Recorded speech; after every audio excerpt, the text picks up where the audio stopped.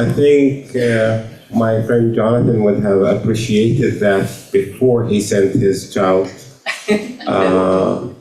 away. Yeah, I would have carried Bethlehem like throughout the whole conversation today. Thank you, Julia. Thank you to everyone for being here tonight.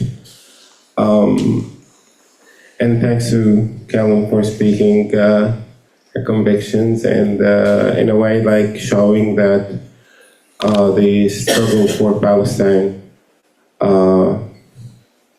like in a way has a lot of cross points with all other struggles for equality, freedom and social justice. It's kind of a test of your consistency on issues that actually matter. Like when you care about women in your neighborhood and their rights and you don't give a damn about Palestinian women being murdered. When you care about child rights in your neighborhood but you don't give a damn about Palestinians being, as mentioned, like frozen to death or being murdered, then there is a problem over here. I do understand that the powers in a way behind that keep maintaining and reproducing oppression lack consistency, and on this side we should always be consistent. So without further ado, let's say, my name is Baha and I've been working on education in Palestine since actually 2006. And what I will be doing today is not kind of explain another form of how we as Palestinians are forced to survive the brutality and savagery of Israeli criminal behavior day in, day out of our lives. I think there's a lot of our lives, whether private or public, a lot of our blood have been exposed. And a lot of examples of survival, whether examples you like or examples you don't like, examples of inspiration, examples of depression, of survival, have been out there. So I will not be speaking about that. I will be speaking mostly on what we as Palestinian people have to put up with and what we are forced to survive. I usually do this back in Palestine, and I have Palestine to show you. Today I will try to do the impossible, which is trying to explain the reality that we are forced to live through, and without having to point it out to you. And after that we will open up for questions and answers. So when it comes to our reality, when it comes to technology, it doesn't usually help. Okay.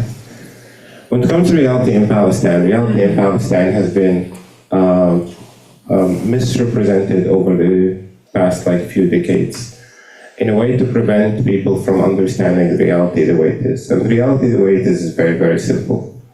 If you are born to a Palestinian family, you are subject to oppression. If you are born to a Jewish family, you are, your rights and freedoms are kind of granted and protected. But for so long, this kind of reality has been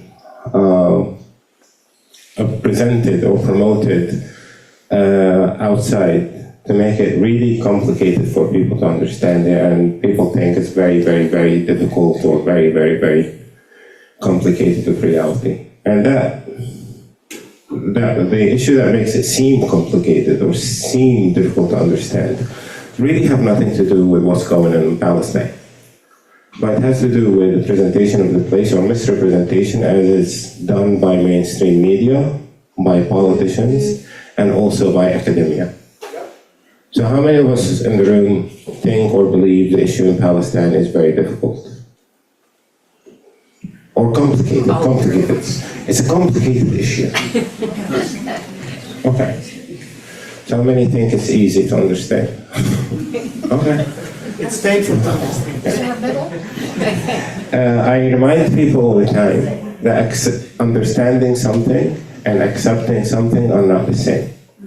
So, as a person who wants to reject any kind of social phenomena or political oppression, you need to understand it in order to know how to reject it best. So this is what I'll try to do. Reaffirm also for people who believe it's easy to understand. Reaffirm their understanding. So in the beginnings of things, we start like reminding people of one basic fact, which is the issue at stake. Like when we're talking about Israel-Palestine, we're made to believe that Israel and Palestine are two separate geographies, like the US and Canada. And there is some kind of conflict between them, right? So if you add any piece of information to this belief, you will be confused by default. Because Israel and Palestine are not two separate geographies. Israel and Palestine are two different words referring to the exact same geography. You show this map to a Palestinian, he'll tell you this is the map of Palestine. How many Palestinians do we have in the room? Yeah. So we all, when we saw this map, we all believe that this is the map of Palestine. You show this map to the Israeli ambassador, they will tell you this is the map of Israel. Actually, this map in particular was taken off the website of the Israeli Ministry of Agriculture, showing agriculture in Israel. So, who's in control of Palestine? Israel. The Israeli government is in control of every inch of the land of Palestine. If you want to visit any place, and many of the people in the room visited, right? How many of us visited? Yeah. So if you want to visit any part of Palestine, you get to have approval from Israeli border authorities. To move within or to have access to the place, you have to get approval from the Israeli government. How many people live under Israeli control? Now, if you ask Google this question, how many Palestinians live in Palestine and how many Israelis live in Israel, they'll give you two different numbers. Because even with digital life, there is separation and confusion, The number of people in general that live under direct control of the Israeli government is about 14 million people, 6 million of which were born to Jewish families. The rest of them are Palestinians. And there are a few others. Others is a category that the state of Israel invented to describe Russians that the state imported in the early 90s who turned out to be Russians, have nothing to do with Jewish identity, But the category of others is also similar to the category of Jewish nationals under Israeli control. So we have a reality when the Israeli government is in control of the entire geography, and if you live in that geography and you were born to a Palestinian family, your rights are denied from birth to death. And if you are born to a Jewish family, your rights are granted from birth to death. And it doesn't matter if you are proud of it or you are ashamed of it, if you love it, you hate it, you fight it, you submit to it. Your actual individual and sometimes collective behavior is irrelevant to how the law is enforced on everybody. Now, how did we get here? Here's the issue. When you try to look at the issue of Palestine to study it, there are thousands upon thousands of stories. There are millions of narratives on this place.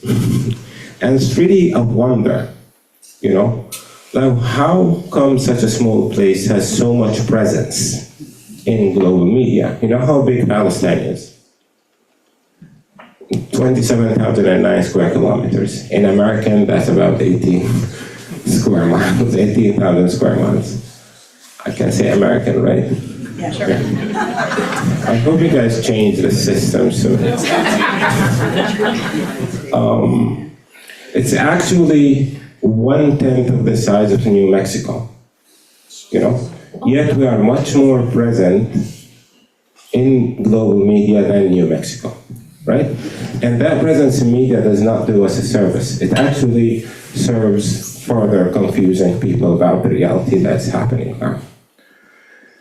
So when you look at all the narratives around, they can actually be reduced to two narratives. One is based on belief. And with narratives that are based on belief, you can debate them, you can argue about them, you can be emotional around them. And it's like it's okay to not come to the same belief because people have different beliefs. But the important thing about narratives based on belief is that you can't prove them and you can't disprove them. Like, for example, how many of us in the room believe in God? Musab, can you prove it? It's not. No, you can't prove it. Can you disprove it? No, it's difficult to disprove something. So you can't prove it, you can't disprove it. How many of us don't believe in God? Can you prove it? I just don't. Can you disagree? Yeah, exactly. Why don't you almost fight? Why don't I? Yeah. I used Because you have opposite beliefs. things change. Things change. This made me change. Yeah. Yeah. So the narratives based on belief cannot be approved, cannot be disproved. They're just interesting. And the narratives that are rooted in belief when it comes to Palestine sound like this. 6,000 years ago, God created heaven, created Adam and Eve. Eve gave Adam the fruit, and somehow God gave this land to the Jewish people. With a few things that happened in between. If you're laughing, you're learning. But the one narrative that you're laughing about is the most popular narrative on the planet today. It actually makes adults come to me and say, like, we've been there 4,000 years ago, and it's like, you look good. But like adults, people with all that kind of confidence come to you and tell you that your family's property, your family's inheritance was given to them by God 4,000 years ago, and they were not even born, they were not even an idea yet. And it sounds very confusing when they use American accent to say that. Yet that is still the most popular narrative, and it's always debated. It's always in the media. You always bring people who will interact with a narrative like this. The other narrative that can be traced easily and is more relevant to where we have been, at least for my 45 years on this planet, and for much more years before. That narrative sounds like this. Back in 1897, in a city called Basel in Switzerland, about 202 Jewish nationalists met over a period of 2 days. And in that meeting, they decided that they want to turn Palestine into a Jewish-only space, or a Jewish homeland, as they called it.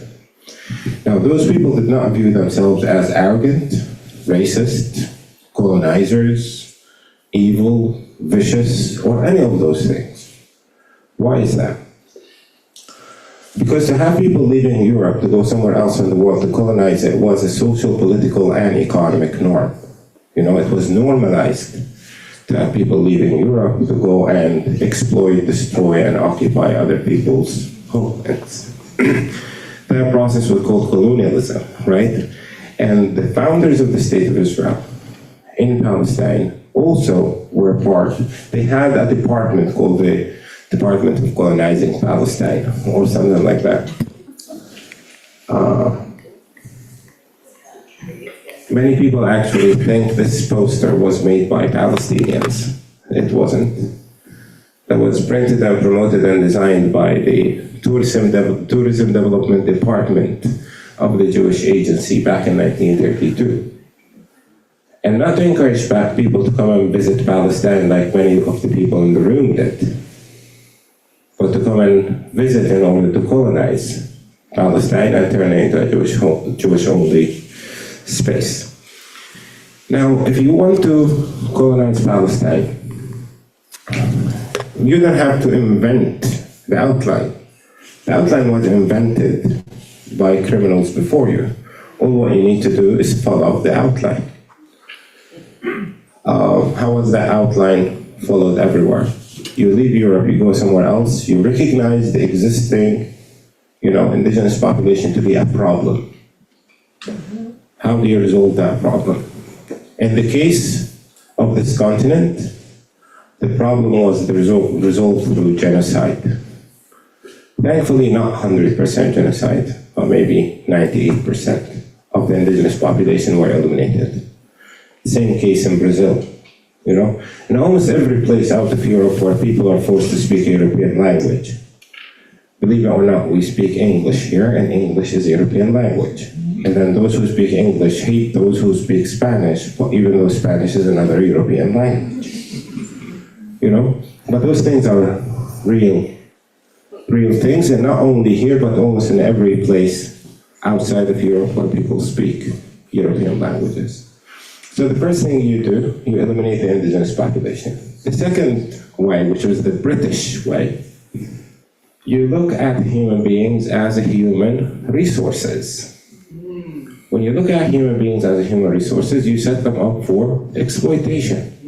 So you exploit the human resources in order to extract natural resources.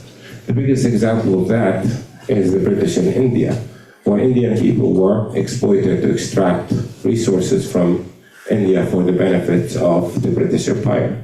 This is how we ended up with English tea. You know, there's no tea plantations in England, yet we have English tea. We have Italian coffee. We have Belgian chocolate. We have Israeli hummus. All of those things come from the exact same place. So if you want to establish your own state somewhere else, you view the indigenous population to be a problem, you either exploit them or eliminate them, or in many cases in Central Europe and in the northern frontier of India, you subject the population to removal. Forced population transfer, elimination. You are removed from that territory simply because you were born. What's been happening in the land of Palestine, like practically, in theory since 1917, and effectively and practically since 1919, not 1 month has passed without witnessing the removal and forced displacement of a Palestinian individual, Palestinian family, village, town, or a city. Not 1 month passed, because the indigenous population in Palestine have been viewed as a problem. And there's a lot of literature that have been made by the founders of the State of Israel and their predecessors, looking at the Palestinian population to be a nobody or to be a problem that needs to be removed. They call that policy the policy of transfer. You know, when you look at those pictures were taken in March in April of 1948 of the largest Palestinian city at the time, which was the city of Jaffa, 3,500 years old town, had a population of 73,000 members of Palestinian families. It was bombed and attacked day in, day out for a few weeks, and the population was reduced from 73,000 people to less than 100 people. If you color those pictures, it feels like you are looking at pictures taken from the city of Gaza yesterday. Why Gaza? It's the current largest Palestinian city in Palestine. You know, which means we're dealing with the exact same ideology, the exact same way of thinking, the exact same brutality, the exact same destruction, the exact same things. The only difference is technology. You know, back then when they would bomb a house, you know, maybe 6 people will die. Today when they bomb, you know, a shelter, they can murder up to 60 people. You know, that's the difference, technology.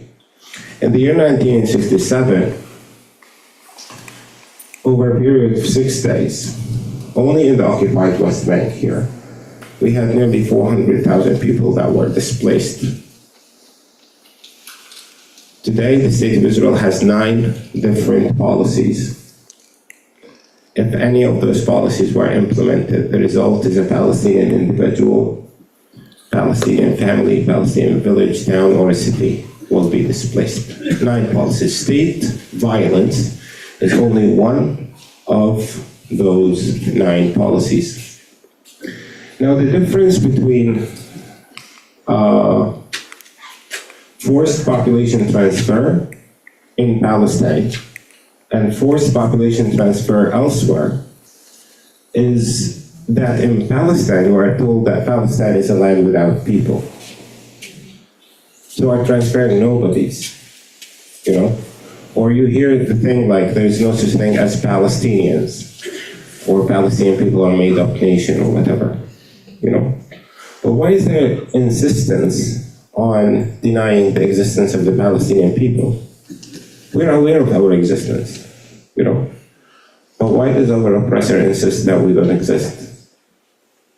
Because if you eliminate the victim of your crime, you eliminate the crime. That's it. It's not about us. It's about legalizing and justifying Israeli criminal behavior towards Palestinians. When you say Palestine is a land without people, believe that, it's okay. You only need to believe to also eliminate nearly 10,000 years of human history on the land of Palestine since the time of the city of Jericho. Or 6,000 years of human history continue the human existence in the city of Hebron. Or 4,000 years of human history of Bethlehem, and you go on and on and on. So like, believing that, you know, Palestine was once a land without people is very popular among supporters, defenders, and beneficiaries of Israeli criminal behavior. Believe that and you'll sound stupid. Not because I say so, it's because it's stupid to deny 9,900 years of human history on the land of Palestine. So if you want to establish Jewish homeland on the land of Palestine, you have to eliminate the indigenous Palestinian population. The second thing, you want, establish your own homeland. Land becomes important.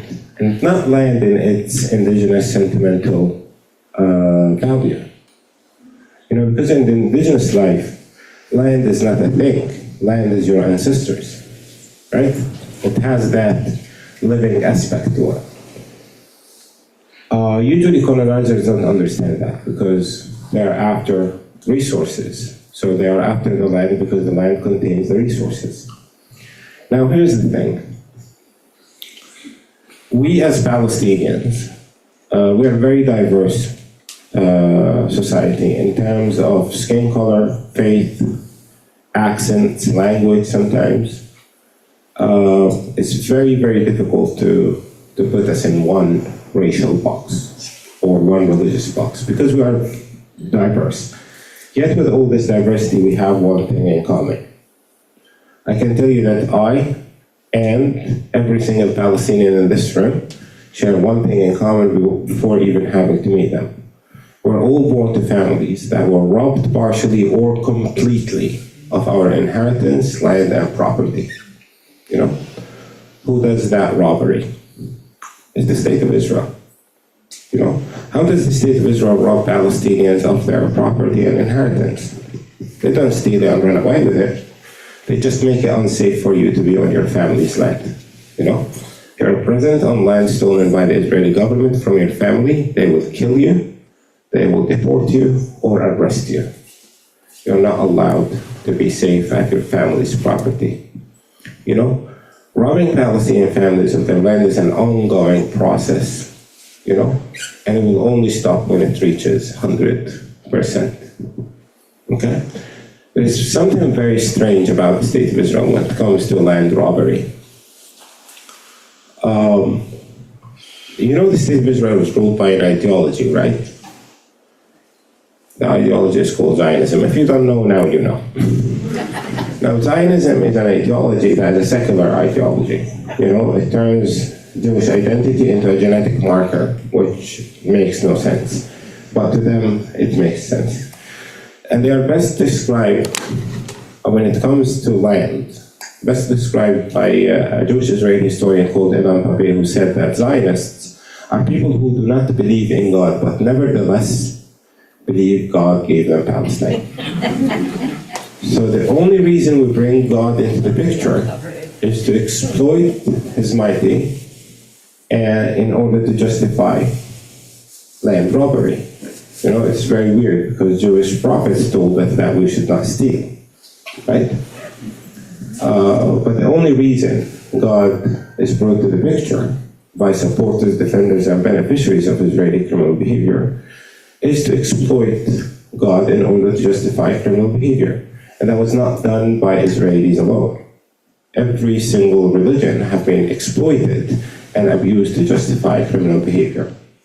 I've witnessed Buddhism being exploited, Islamic faith, Christian faith, Jewish faith, Hindu way of life. So every religion can be abused to justify criminal behavior.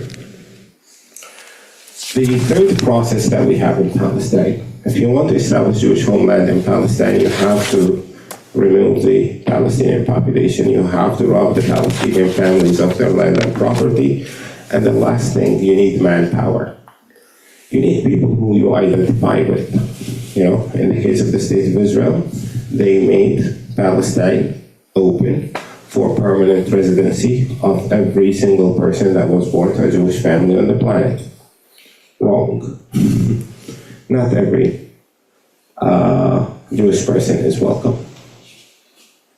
You know, the so-called Jewish state does not have a definition for who's Jewish and who's not.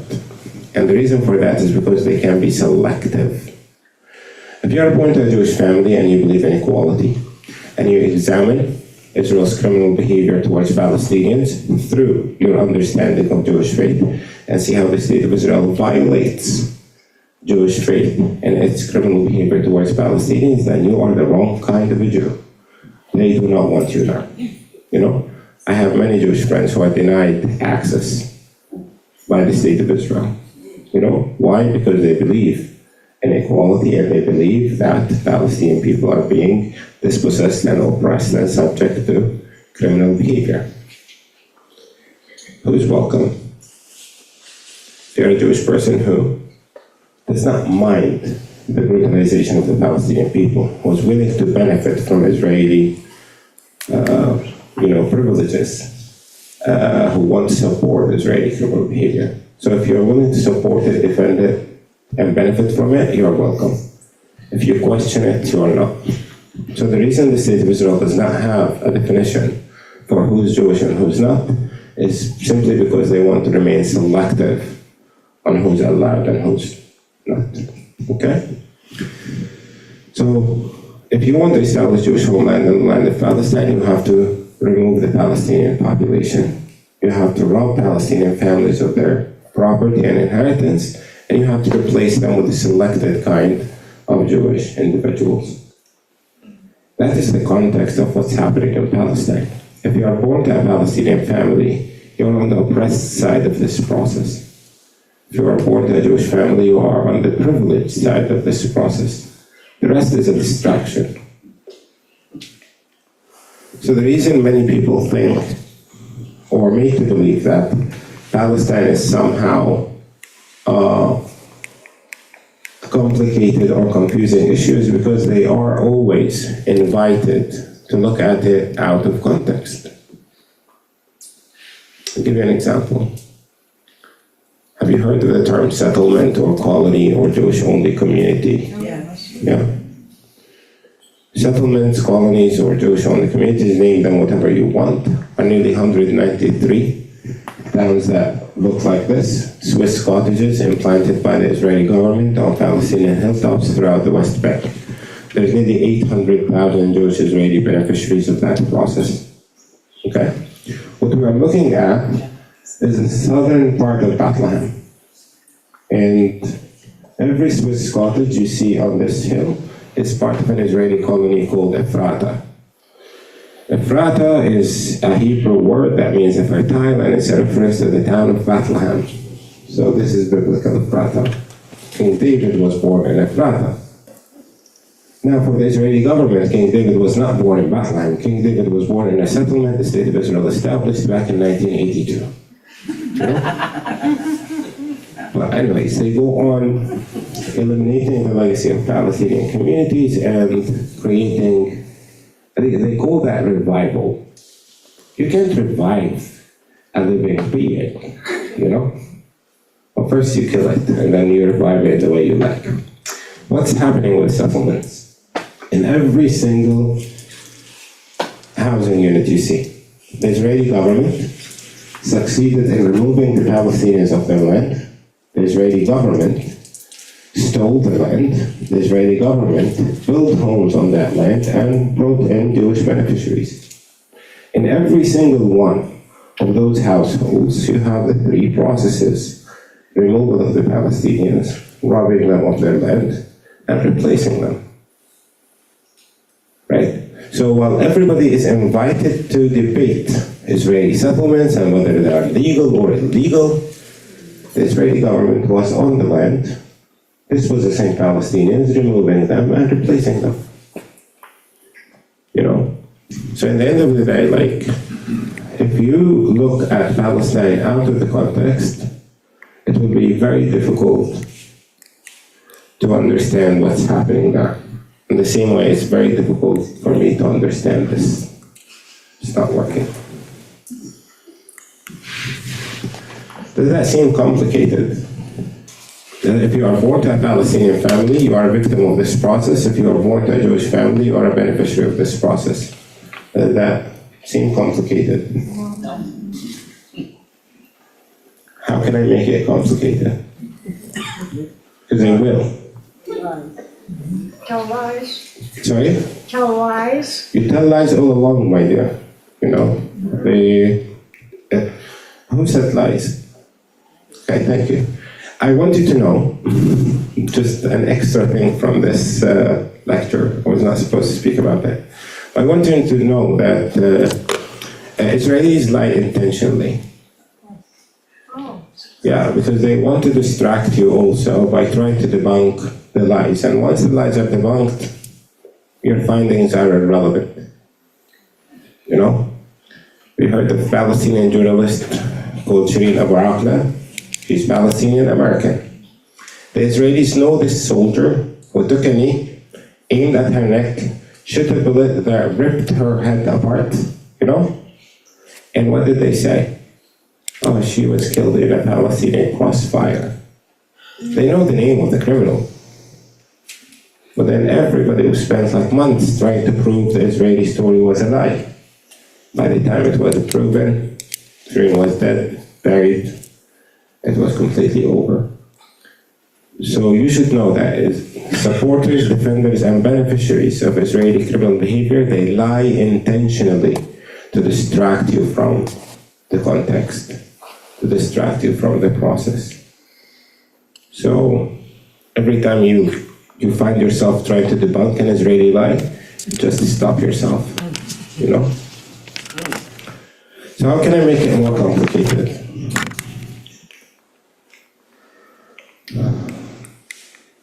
Do you know the state of Israel does not have a constitution, right? Yes. If you don't know now, you know. A constitution is a legal system. You know why they don't have a constitution? Because why to have one constitution when you can have 5? The state of Israel upholds and operates 5 separate different legal systems on the land of Palestine. One of those legal systems concerning those who are born to Jewish families. If you were born to a Jewish family and you live anywhere on the land of Palestine, you know, you're subject to one set of rules. If you are born to a Palestinian family, you are subject to one of 4 separate, different Israeli legal systems. And that's how they complicate the issues. So for example, the Palestinian survivors of the ethnic cleansing of Palestine, it's a group of Palestinians that is subject to Israeli civil discrimination. Because Israeli discrimination has a civil part and has a military part. So civil discrimination is something like what Palestinian survivors of the ethnic cleansing of Palestine are subject to. Those are the so-called Israeli Arabs. 70,000 militants went into a quest to eliminate the Palestinian population from 78% of Palestine.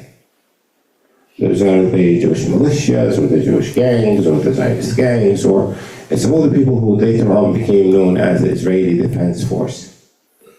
They worked on removing nearly 750,000 Palestinians, and from October of 1949 up until today, none of those Palestinians were ever allowed back. Okay? 15% survived. Those people were subject to an Israeli military rule. It lasted until 1966. And then the state of Israel decided to abolish that military rule. When America was abolishing Jim Crow laws, the state of Israel were inventing them, because there are 65 different civil laws implemented by the state of Israel upon the so-called Israeli Arabs that maintain primitive status for those who were born to Palestinian families compared to those who were born to Jewish families. Now, those 65 laws can be discriminatory in language and practice, or beautiful in language, discriminatory in practice. Like, for example,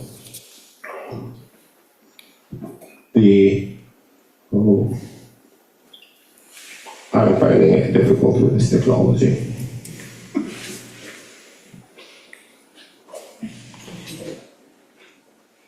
Okay.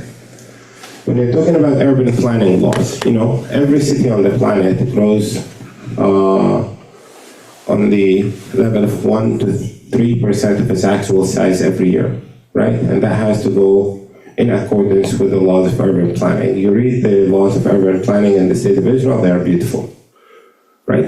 And then when you examine them, you look at a city like Nazareth. You know Nazareth, right? Who doesn't know Nazareth? A man, a woman, and a donkey. You know that story. The city of Nazareth is about 3,000 years old down. Back in 1954, the urban size of Nazareth was 14 square kilometers.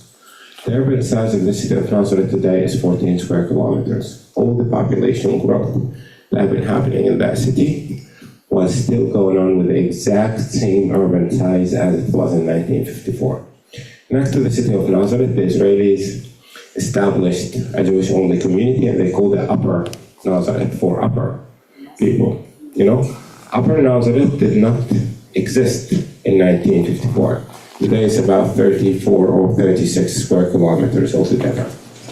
So the urban planning laws allow the expansion and creation of Jewish-only communities, but freeze the urban existence of Palestinian communities.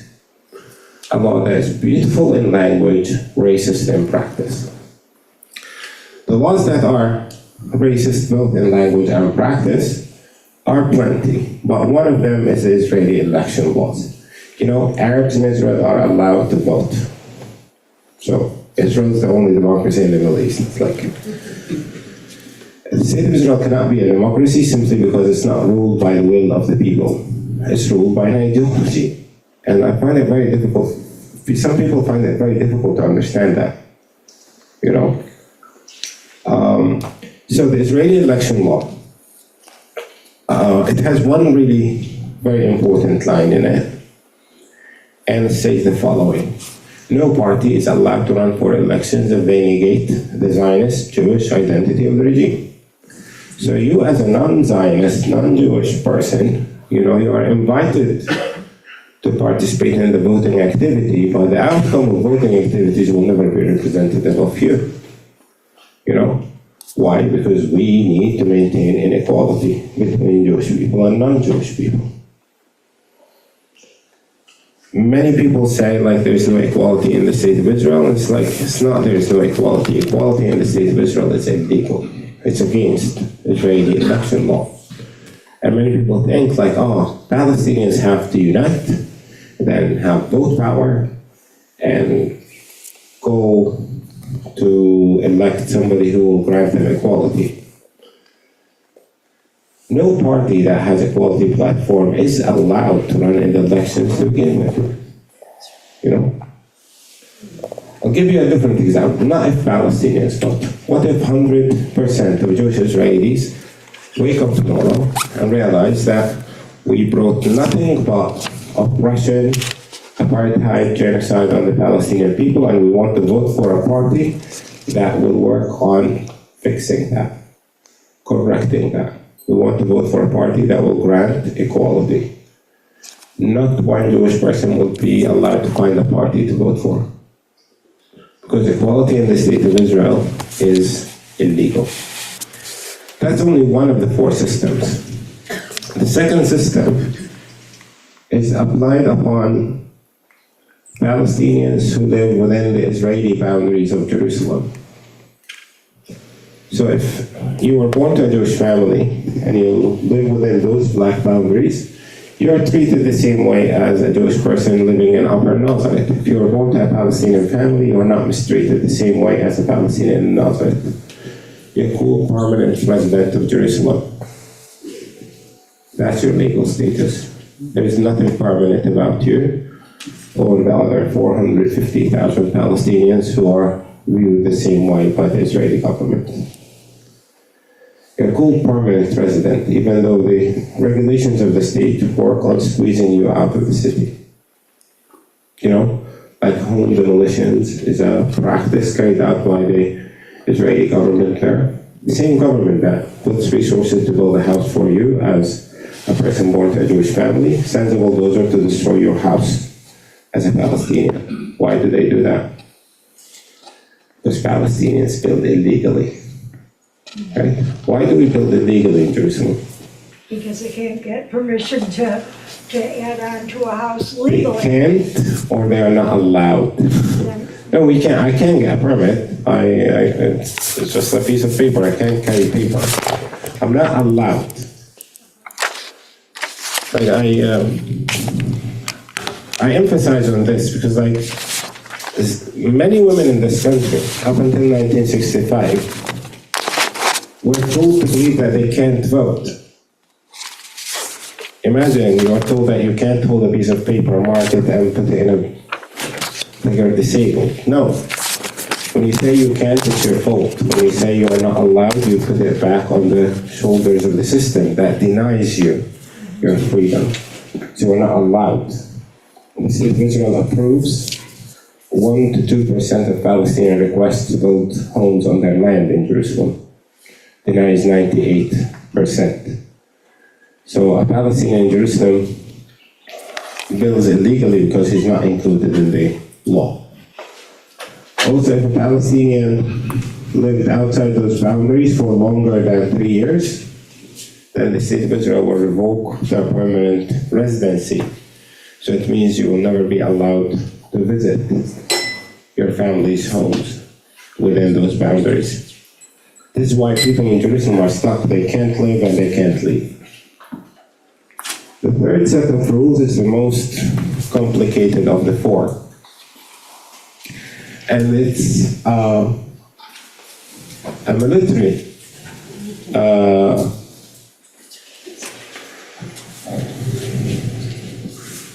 it's a military rule. The Israeli military rule is applied on 5,500 square kilometers of the land of Palestine. It's a territory you know as the West Bank of the River Jordan. 5,500 square kilometers, home to nearly 3.3 million Palestinians. The Palestinians who live there are under Israeli military rule. The Israeli settlers who live within the same territory are under Israeli civil rule. The Israeli military rule is made of more than 1,600 military orders. If you break any of them at the age of 14, you'll be arrested. You'll be sent to a military court. You'll be sentenced by a military judge, and you'll be thrown in jail. That process was carried out more than 1 million times in Israeli military courts. Now, a person who's born to a Jewish family and lives in the occupied West Bank is subject to the Israeli civil rule.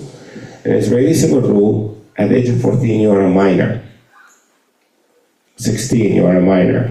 18, you become adult. A Palestinian is viewed as an adult at the age of 14.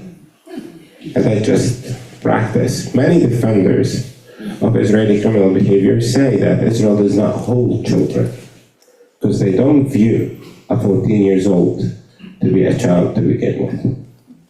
Okay? Now, in the occupied West Bank, the state of Israel have worked on increasing Jewish-Israeli population in the occupied West Bank from 0 in 1967 to nearly 1 million now. They have stolen property from Palestinians under the pretext of closed military zones. Nearly 1/3 of the property of the residents of the West Bank is stolen by the Israeli army under the pretext of closed military zones, the Israeli army used that property for 1 day every 3 months on average, and they deny Palestinian families access to that land every single day of the year, So we use military, justifications to rob families of their land, On this side of the border is civil law, on this side of the border is military law, but essentially it's the same process. It's robbing Palestinian families of their inheritance, property, and land. There is a confusing reality in the occupied West Bank. We have an 87-year-old man who lives in the city of Ramallah over here, and he believes he's the president of Palestine. We have a Palestinian president, we have Palestinian government, we have Palestinian police. We're talking about the Palestinian Authority, right? And that's what I'm talking about. How did we come to having a Palestinian Authority in the occupied West Bank and in Gaza? In the year 1993, the head of the Palestinian Liberation Organization and head of the Israeli government at the time shook hands in the White House, and they decided to go into a two-state solution, another peace process.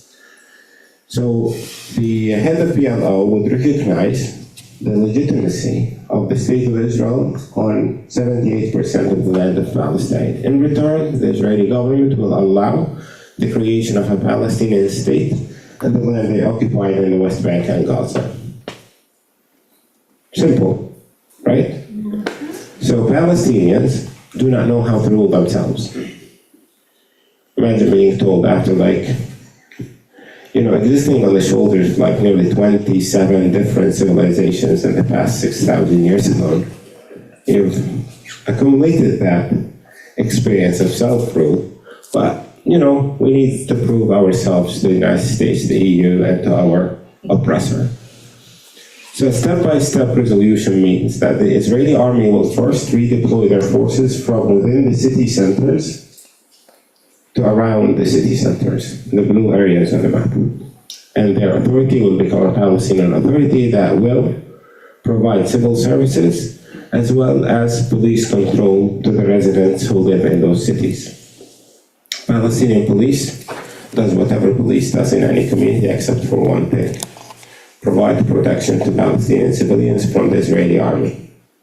Who's there to protect us from the Israeli army? It's the Israeli army. The orange areas on the map are called areas B. So the blue is area A, the orange is area B. Areas B are Palestinian towns and villages away from the city centers. The Palestinian Authority provides civil services to the residents of areas B, but the policing control is in the hands of the Israeli army. If you add the orange and the blue together, they make up 38% of the occupied West Bank. The rest of the area is called Area C, and is under direct control of the Israeli government, from civil control to military control to police control. Why did Palestinians agree to this? Because they were told that areas A, B, and C will become the state of Palestine by the year 1999. But the Israeli government begged to defer, and they missed on 1999. Right now we live in this reality. 3.3 million Palestinians, up to 98% of them, we live in 130 plus separate areas throughout the West Bank. The space between us is dominated by Israeli infrastructure, like a 700 kilometers long wall, like 1,200 miles of Israeli highways connecting Jewish-only communities together with the State of Israel, and with more than 700 military checkpoints. So we don't actually live in the same place. We live in separate spaces. Give you an example. If our president wants to come from Ramallah to Bethlehem, he has to come on Israeli-controlled roads. There are Israeli checkpoints on those roads. It's down to the Israeli soldier on the checkpoint to allow our president to pass or not to pass. Which means any Israeli soldier has superior authority to the authority of the president of Palestine in Palestine. But we have a president, we have a government, we have elections. All of this is happening under the boots of Israeli soldiers, under the boots of the Israeli government. Okay? The fourth set of rules is the worst and the bloodiest, and that's for a reason. Up until the year 1949, the founders of the State of Israel expelled residents from 240 Palestinian communities into the shore. The Egyptian kingdom at the time prevented Palestinian survivors from escaping further into Egypt. The State of Israel prevented those people from going back home. In the year 1967, instead of allowing those families back, the State of Israel followed them and subjected them to an Israeli military rule. Now, what happens when you're ruled by the exact same regime that has robbed you and your family of everything? Submission? No. Rejection. What happens when you reject Israeli criminal behavior, when you reject Israeli control? Israel will kill you. Gaza has been subject to Israeli atrocities from 1949 up until today. What has been happening is atrocity after atrocity after atrocity after atrocity. What you're looking at for the past 465 days is like living the past 76 days in one go. You know? Before 2005, Palestinians in Gaza were subject to Israeli military rule. After 2005, the Israeli government decided to make it worse. They called it the disengagement plan.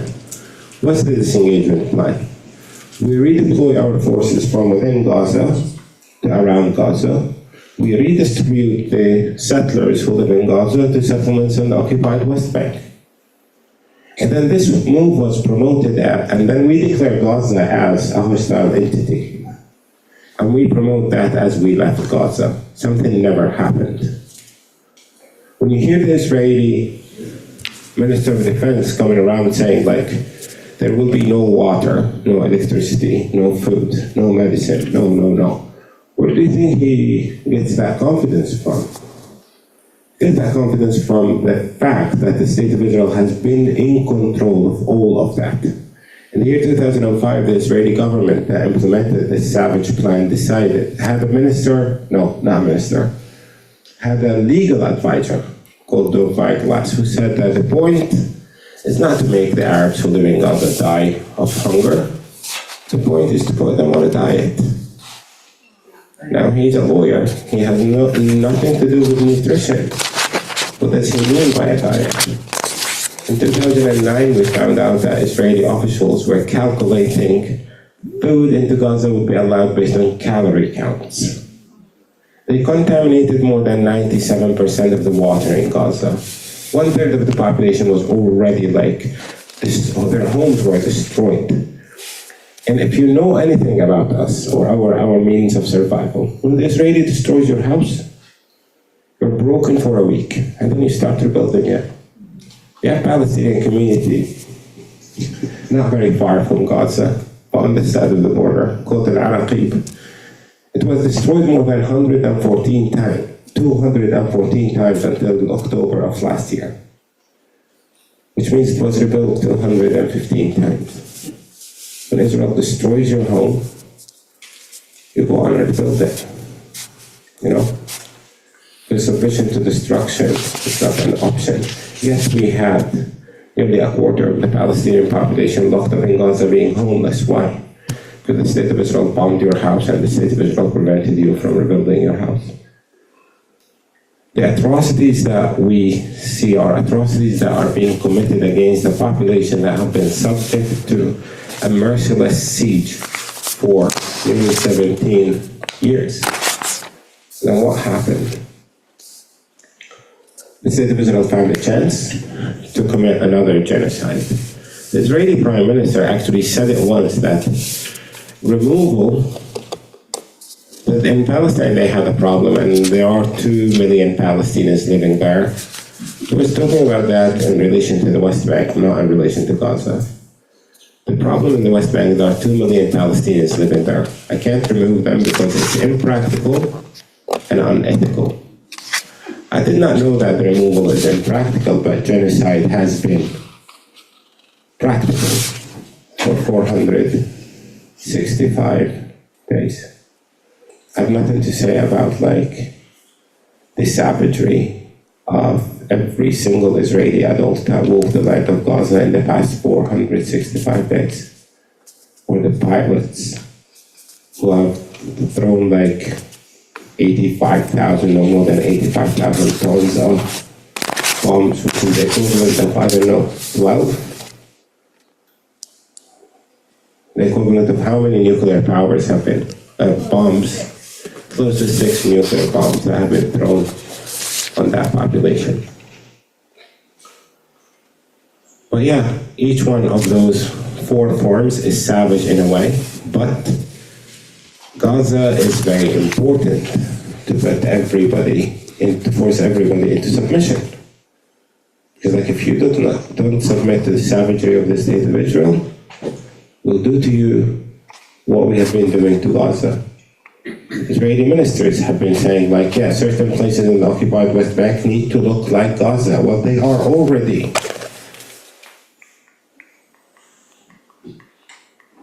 They are already mini Gazas throughout the occupied West Bank. Any one of those communities can be locked down in no more than 10 minutes and will be sealed off from the rest of the world. The 4 systems that the State of Israel have been creating and maintaining on the land of Palestine maintain this reality. Maintain the domination of those who were born to Jewish families over those who were born to Palestinian families. And its control over Palestine and the Palestinian people. The State of Israel got away with committing the crime of ethnic cleansing. It's getting away for the second time with the crime of genocide. And then the third crime against the humanity, and then that's the book of crimes in international law. Third crime is called the crime of apartheid. The crime of apartheid is a crime that takes place where the regime in control creates a system of domination of one group of people over the other for the reason of race, ethnicity, faith, or language. The State of Israel takes the element of faith, weaponizes it, turns it into a genetic marker, and uses it as the cornerstone of its apartheid regimes. When defenders, supporters, and beneficiaries of Israeli criminal behavior go around saying Israel does not have an apartheid regime, they're 100% correct. But the State of Israel does not have one apartheid regime. The State of Israel have created and have been maintaining 4 separate different apartheid regimes on the land of Palestine. How do they do it? How can they do it logistically? Because obviously they are ethically bankrupt.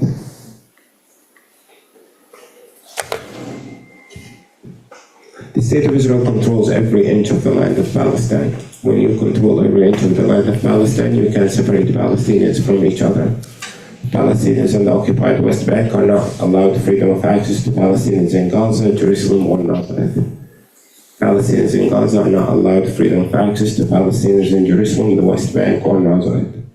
Palestinians in Jerusalem and Nazareth, they are allowed access to one another. Minimum access to the occupied West Bank, no access to Palestinians in Gaza. So when you control every inch of the land, you control the movement of the people, you keep them separated from one another. The other thing, how do they know which law is applied? Like 4 of us are driving and we hit a checkpoint. The Israeli soldier will know which law is applied on each and every one of us separately. How do they know? Sorry? License plate? We have 2 license plates, so not 4. You need 4 labels. Identity cards? Sorry? Do they have identity cards? Yes, but I'm telling you it's a matter of birth. So your ID card is given to you at the age of 16, and you have to have it on you at all times, like your skin color. The day you don't have your ID card, you will be arrested and punished for not having your skin color on you or your ID card on you. It's a matter of birth. The state of Israel controls birth registrations. The moment you are born, you have to end up in an Israeli birth registration system, and from that way onwards, they decide which system you will be applied on you from the day you are born until the day you die. The day I was born, the state of Israel decided that I was born in Bethlehem, therefore I'm a Muslim and I am subject to Israeli military rule. That's genius. You know, the day Musa was born, right? They decided that the regulations imposed on Palestinians in Gaza had to be imposed on him. The same if you were born in Jerusalem, the same if you were born in Nazareth. This is how they do it. And the point of it is just to make it very complicated to understand. But finally, if you are born to a Palestinian family, you are subject to one of those brutal regimes. If you are born to a Jewish family, you are a beneficiary of those brutal regimes. What you do in between is irrelevant. You can love it, you can hate it, you can fight it, you can fight against it, you can submit to it, you can go angry. None of the things you do as a survivor matter. So I'll just stop here and hope you guys have more questions, because if you don't have questions, I'll keep talking.